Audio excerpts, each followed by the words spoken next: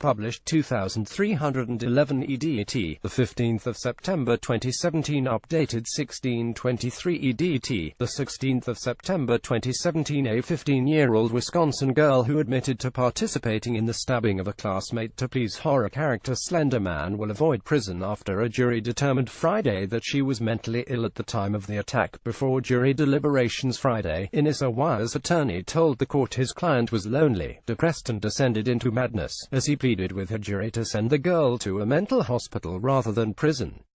Wire and Morgan Geezer lured classmate Peyton Leutner into the woods at a park in Waukesha, a Milwaukee suburb. In 2014, Geezer stabbed Leutner 19 times while Wire urged her on, according to investigators. The decision means Wire will be sent to a mental hospital rather than prison.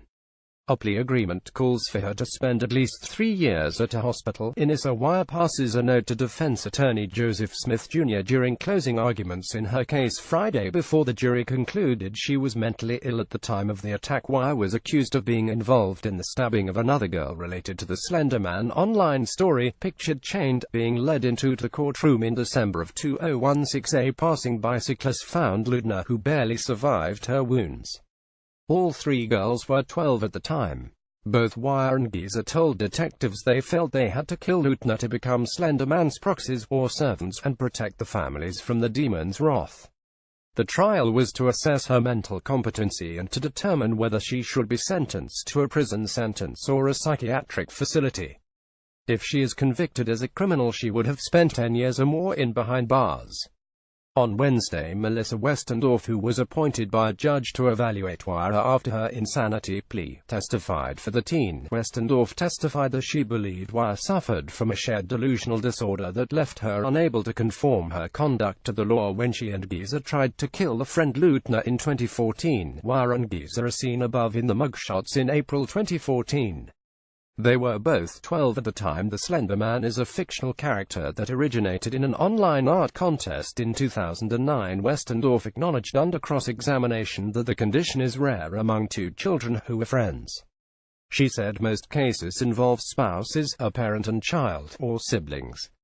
Wire's attorney, Joseph Smith Jr., asked why Wire, a good student, did not recognize that the belief in Slender Man and his powers to kill them or the families was a delusion.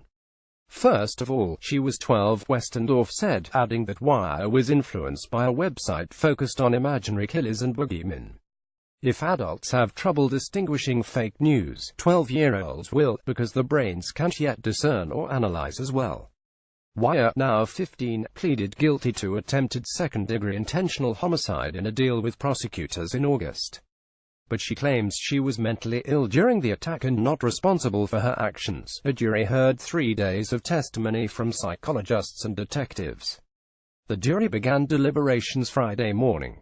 Wire's attorney, Maura McMahon, said during closing arguments that Wire was lonely and depressed after her parents divorced and that she latched onto Geezer.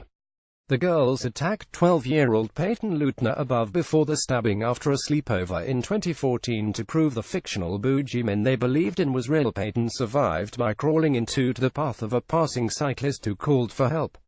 She is pictured right this year. Morgan Geezer, above in November last year, also admits her role in the stabbing but has pleaded not guilty to attempted murder by way of insanity.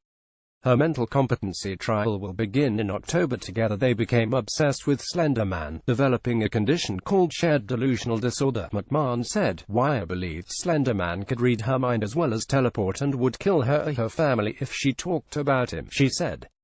This sounds crazy, because it is, McMahon said. This was a real being to this child and she needed to protect those around her. At 12 years old, she had no way to protect herself from Slender Man except for Morgan's advice, and they swirled down into madness together. Waukesha County Deputy District Attorney Ted S. said Sharpakovich counted during his closings that the stabbing was calculated. Melissa Westendorf, a forensic psychologist, told jurors Inissa Wire could not conform her conduct to the requirements of the law. Speaking Wednesday, Annis's attorney said she was not in control of her mind when she carried out the attack. He said the girls had planned the attack for at least 4 months. He asked jurors to consider why, if the girls were so afraid of Slender Man, they waited so long to attack Leutner. He also pointed out that Wire told a detective she wasn't frightened of Slender Man until after the attack, when Giza told her she had made a deal with the monster that he would spare their families if they killed Lutner. "It comes down to did she have to or did she want to," said Shapakovich said. "It wasn't kill or be killed. It was a choice and she needs to be held criminally responsible." Wire, bespectacled and dressed in a long gray white cardigan, visibly trembled in her seat during the closings. Wisconsin law requires only 10 of 12 jurors to render a verdict on whether a criminal defendant wasn't responsible for her actions due to a mental condition. The jury spent all day Friday deliberating and concluded late Friday night. After the stabbing in 2014, the pair both told police about Slender Man and described the fear that they would have been punished by him had they not attacked Peyton. They signed confessions to that effect, which the parents and attorneys are now begging to be thrown out on the basis that neither understood properly what they were confessing to at the time. The trial will determine whether Anissa, 15, goes to prison or to a psychiatric facility on Monday. Prosecutors rejected the argument and told jurors both girls were aware of what they were doing when they turned on Peyton in the forest. They knew this was wrong. They understood what they were doing was wrong, attorney Kevin Osborne said. Anissa's parents previously appeared on Good Morning America to speak of their shock after learning what she had done. They said they were unaware of her obsession with the sinister fictional character beforehand and revealed that the daughter was absolutely remorseful over the attack. They thoroughly believed that Slender Man was real and they wanted to prove that he was real, Christy, her mother, said. The three girls had spent the night at Giza's home the night before the attack.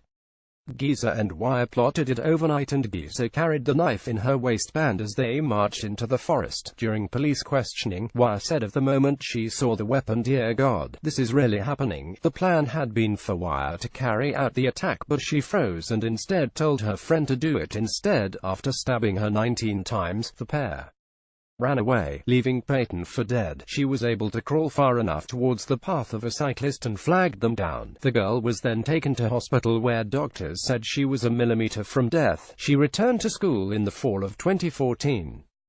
Giza has pleaded not guilty to one count of attempted first-degree intentional homicide by reason of mental disease or defect.